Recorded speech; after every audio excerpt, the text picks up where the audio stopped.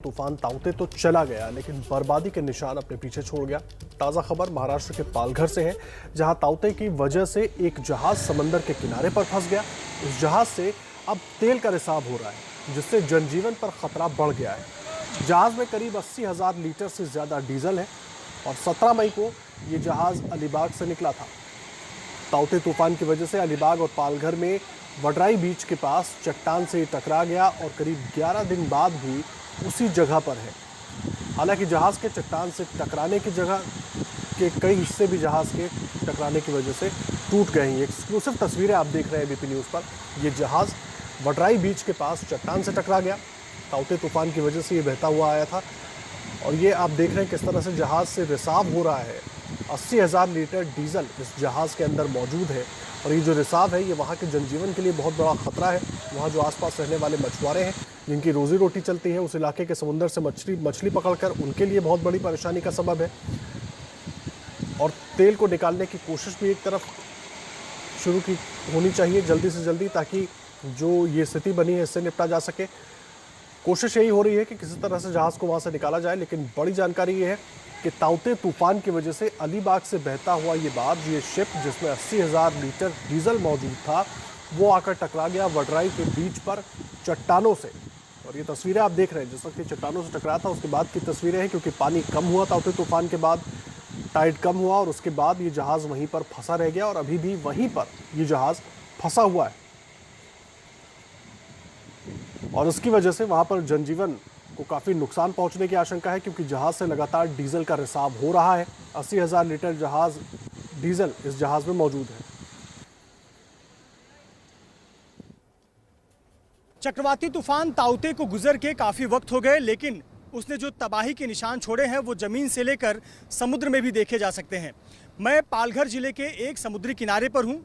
ये वडराई नाम का समुद्री किनारा है और इस वडराई समुद्री किनारे के नज़दीक ये जहाज़ आकर फंस गया है। ये जो आप समुद्र में जहाज़ देख रहे हैं ये पत्थरों पर आकर फंस गया है। दरअसल ये जहाज़ अलीबाग से निकला था, लेकिन समुद्री चक्रवाती तूफान ताउते की चपेट में आने के बाद ये जहाज बहते हुए अलीबाग से पालघर पहुंच गया है। यानी लगभग 350 से 400 किलोमीटर की दूरी तय करते हुए ये जहाज इस समुद्र के किनारे आ गया है और यहाँ पर फंस गया है। दरअसल ये जो समुद्री किनारा है ये काफ़ी पथरीली समुद्री किनारा माना जाता है। यहाँ काफ़ी पत्थर हैं और इसी पत्थरों में ये जहाज़ फंस गया है और फंस जाने की वजह से काफ़ी ज़्यादा क्षतिग्रस्त हो गया है। इस जहाज़ के कई टुकड़े समुद्र में बहते हुए नज़र आते हैं, मछुआरों को मिलते हैं और यह जहाज़ कई दिनों से इसी तरह से फंसा हुआ है। सबसे बड़ी चिंता की बात यह है कि इस जहाज़ में लगभग 80,000 डीजल है, 80,000 लीटर डीजल है, जो चिंता का विषय बना हुआ है। क्योंकि अगर जहाज़ इसी तरह से क्षतिग्रस्त होता रहा, इसमें से डीजल लीकेज होता रहा, तो यहाँ के वो जीव जंतुओं को प्रभावित करेगा, समुद्री जीवों को प्रभावित करेगा, मछुआरों की आजीविका को प्रभावित करेगा। और इसीलिए ये बहुत चिंता की बात है कि यहाँ जो जहाज़ है पिछले कई दिनों से फंसा हुआ है। आपको बता दें कि चक्रवाती तूफान ने ज़मीन से लेकर अरब सागर में तबाही मचाई। न जाने कितने बार्ज, कितने जहाज़, कितने टगबोट इस चक्रवाती तूफान की चपेट में आए। मुंबई के नज़दीक अरब सागर में चक्रवाती तूफान की चपेट में आने से 86 लोगों की मौत हो गई, जो बार्ज और टगबोट पर सवार थे। लेकिन इस बीच एक और चिंता सता रही है। चिंता यह है कि अगर इस तरह के जहाज़, जो कि आप देखें समुद्र के किनारे से काफ़ी नज़दीक हैं, मैं यहाँ वडराई के समुद्री किनारे पर हूँ और इस जहाज़ में 80,000 लीटर डीजल है। अगर ये रिसाव होता है तो काफ़ी ज़्यादा जीव जंतुओं को नुकसान होगा। आपको बता दें कि यहाँ के मछुआरों की शिकायत है कि काफ़ी ज़्यादा तेल का रिसाव देखने को मिला है और उनकी जो जाल है वो नुकसान पहुँची हुई है। अब फिलहाल प्रशासन की तरफ से ये बताया गया है कि 1 तारीख के बाद से वो समुद्री जो नाव लेकर समुद्र में अपने मछुआरों की जो टीम है वो ना जाए, मछली पालन के लिए ना जाए, मछली पकड़ने ना जाए। लेकिन यहाँ अब चुनौती ये है कि अगर ये जहाज़ से तेल रिसाव होता है तो काफ़ी ज़्यादा मुश्किलें बढ़ सकती हैं। फिलहाल सबसे बड़ी चुनौती है कि जो पथरीली ज़मीन है और इस पथरीली ज़मीन में अगर इस प्रकार की स्थिति है और इसमें जहाज़ फंसा हुआ है तो जहाज़ को खींचकर ले जा पाना काफ़ी ज़्यादा मुश्किल होगा। ऐसे पर प्रशासन को तत्काल कोई ना कोई निर्णय लेना चाहिए और फैसला लेकर इस जहाज़ को निकालने का प्रयास करना चाहिए। कैमरामैन प्रशांत के साथ मृत्युंजय सिंह, एबीपी न्यूज़, पालघर। देखिए, समंदर में फंसे इस जहाज पर करीब 80,000 लीटर डीजल भरा हुआ है, जो धीरे धीरे करके रिस कर बाहर आ रहा है। तेल का ये रिसाव सबसे बड़ा संकट है। मृत्युंजय सिंह की ग्राउंड जीरो से एक और रिपोर्ट आपको दिखाते हैं। चक्रवाती तूफान ताउते की वजह से रायगढ़ जिले के अलीबाग से बहकर आया नाव पालघर जिले के नज़दीक वलराई समुद्री किनारे पर लगा हुआ है। ये जो आप जहाज़ देख रहे हैं, ये पत्थरों में फंस गया है और इसे खींच कर ले जाना काफ़ी मुश्किल है। जानकारी के मुताबिक इस जहाज़ पर जो लोग सवार थे, कर्मचारी थे, उनको तो सुरक्षित बचा लिया गया है, लेकिन ये जहाज़ यहाँ पत्थरों में फंस गया है और क्षतिग्रस्त हो गया है। इसके जो टुकड़े हैं वो समुद्र में बहते हुए नजर आते हैं। लेकिन जो सबसे बड़ी चिंता की बात है कि ऑयल स्पिल, यानी इस जहाज पर 80,000 लीटर डीजल है जो अब समुद्र में बह रहा है। ये देखिए, समुद्र के किनारे मैं मौजूद हूँ और इन पत्थरों में ये जो बहता हुआ पानी है, इसके साथ में ये तेल भी नज़र आ रहा है। ये जो चमकता हुआ कुछ हिस्सा आपको नज़र आएगा पानी में, ये दरअसल तेल है और ये चिंता सता रही है यहाँ के मछुआरों को। दरअसल यहाँ के मछुआरों ने शिकायत की है कि अगर इसी प्रकार से ऑयल स्पिल यानी तेल का रिसाव होते रहा तो आप कल्पना कर सकते हैं कि 80,000 लीटर डीजल अगर समुद्र में मिलता है तो यहाँ के जल जीवों को कितना ज़्यादा नुकसान होगा, मछुआरों की आजीविका पर प्रभाव पड़ेगा। ऐसे पर मछुआरों ने प्रशासन से निवेदन किया है कि वो इस जहाज़ को खींच कर ले जाएं या फिर ये सुनिश्चित करें कि इसका तेल रिसाव ना हो। लेकिन आप देखें, बहुत ही चुनौती भरा काम है। हम बीच के किनारे हैं लेकिन पत्थरों के बीच हैं और जो समुद्र की लहरें हैं ये पत्थरों से टकरा कर किनारे तक आ रही है। बहुत मुश्किल है इसे यहाँ से ऑपरेट कर पाना। कैमरामैन प्रशांत मानिए थोड़ा तस्वीर दिखाएं कि यहाँ से समुद्री किनारा कितनी दूर है और आप देखें तो दूर दूर तक आपको इस प्रकार के पत्थर नज़र आएंगे। तो ये इस प्रकार की ज़मीन यहाँ पे है, समुद्री किनारा है और ऐसे पर किसी भी बाहरी उपकरण से इस नाव को खींचना काफ़ी ज़्यादा चुनौती भरा होगा। और अगर कोई नाव समुद्र में टग बोट की मदद से खींचा जाता है तो भी चुनौती है, क्योंकि टग बोट के माध्यम से यहाँ खींचा जाए तो ये जो पत्थरों में फंसा हुआ जहाज़ है और भी ज़्यादा क्षतिग्रस्त होकर तेल का रिसाव बढ़ सकता है। तो आप देखिए, ये जो समुद्र का पानी अभी अभी किनारे आया है, काफ़ी ज़्यादा तेल का रिसाव नज़र आ रहा है। तो यही चिंता यहाँ के मछुआरों को सताई जा रही है कि इसका कुछ ना कुछ हल निकाला जाना चाहिए और सुनिश्चित किया जाना चाहिए कि तेल रिसाव को रोका जा सके ताकि जल जीवों को कोई हानि ना हो।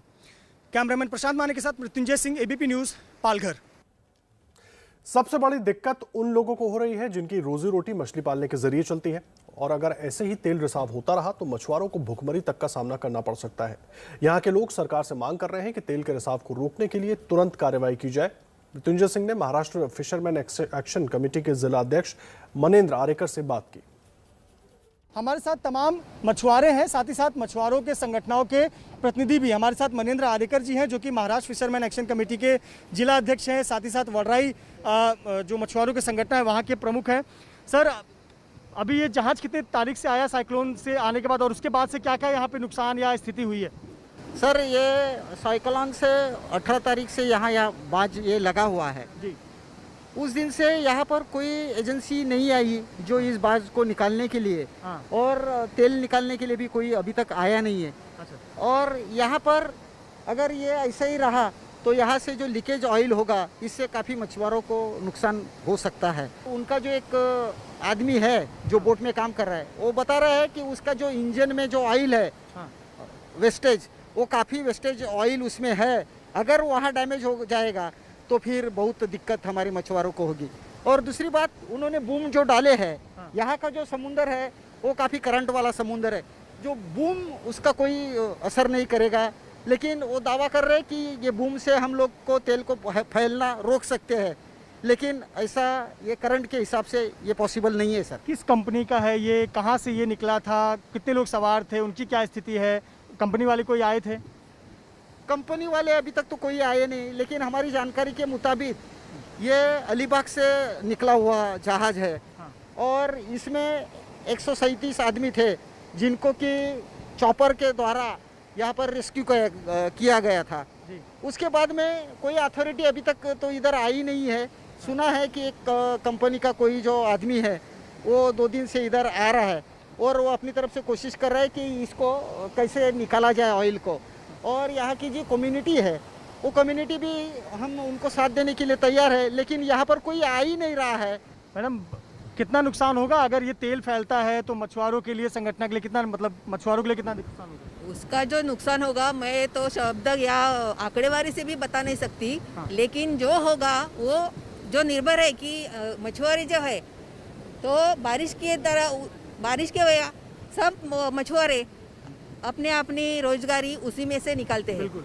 तो जो ऑयल का लीकेज हो जाएगा तो खाली वडरा ही नहीं, ऑल और डहाणू से दातिवरे तक का किनारा सब पोल्यूशन हो जाएगा। निश्चित तौर पर सिर्फ ये इलाका समुद्री किनारा नहीं बल्कि दहानू से लेकर काफ़ी दूरी तक ये इलाका चपेट में आ जाएगा अगर ऑयल लीकेज तेजी से होता है तो। और सीधा रुख करेंगे हमारे सहयोगी मृत्युंजय सिंह का, जो जुड़ गए हमारे साथ वहीं से लाइव। मृत्युंजय, एक बात बताइए, ताउते को गुजरे हुए वक्त हो गया लेकिन अभी तक प्रशासन की तरफ से कोई वहां पर कोशिश क्यों नहीं हुई कि इस जहाज को वहां से हटाया जाए, उसको सही जगह पर पहुंचाने की कोशिश की जाए? एक बात, और अब तो डीजल का रिसाव भी हो रहा है जो पूरे जनजीवन के लिए खतरनाक है।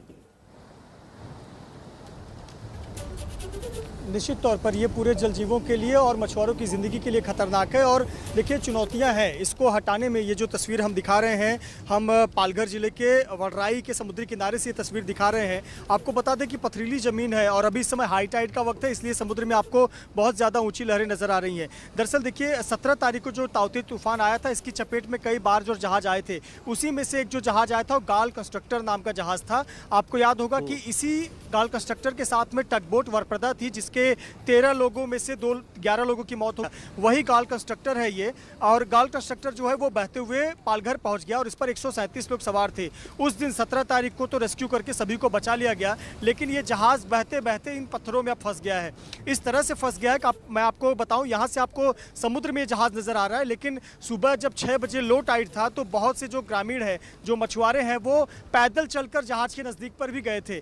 अब चूंकि अब धीरे धीरे मानसून और मानसून का आगमन होगा, प्री मानसून के ऊंची लहरें उठेंगी, समुद्र में तूफान जैसी स्थिति बनती है, तो इस वजह से अब थोड़ी कठिनाई होगी। अब मछुआरों को समुद्र में जाने पर भी रोक लगा दी गई है, क्योंकि ये तारीख सरकार द्वारा तय होती है कि आप इस तारीख से लेकर अगले 2 महीने तक समुद्र में नहीं जा सकते। अब चिंता इस बात की है कि इस पर जो 80,000 लीटर तेल है उसका रिसाव हो रहा है, तो जो जलजीवों पर आ जाएगा, यानी कि जो मछुआरे अगले 2 महीने तक समुद्र के किनारे मछली पालकर, मछली पकड़कर अपना जीवन यापन करते थे, अब उनके जीवन पर मुश्किल आ जाएगी। तो देखिए कहीं न कहीं ये जो गाल कंस्ट्रक्टर है वो एनजीसी के लिए ही कार्यरत था, कहीं न कहीं उनकी भी जिम्मेदारी बनती है कि वो कोई कदम उठाए, इस तेल को एक्सट्रैक्ट करने की कोशिश करें। और रही बात इस बार्ज को, इस जहाज को खींच कर ले जाने की, तो इसके लिए कई संसाधनों की आवश्यकता होगी। तो कहीं न कहीं मछुआरों की जानकारी आप दे रहे हैं मृत्युंजय, और जरूरी है कि जल्दी से जल्दी इस बार्ज को वहां से हटाया जाए और कम से कम तेल का रिसाव रोका जाए और उसको वहां से निकालने की कोशिश की जाए।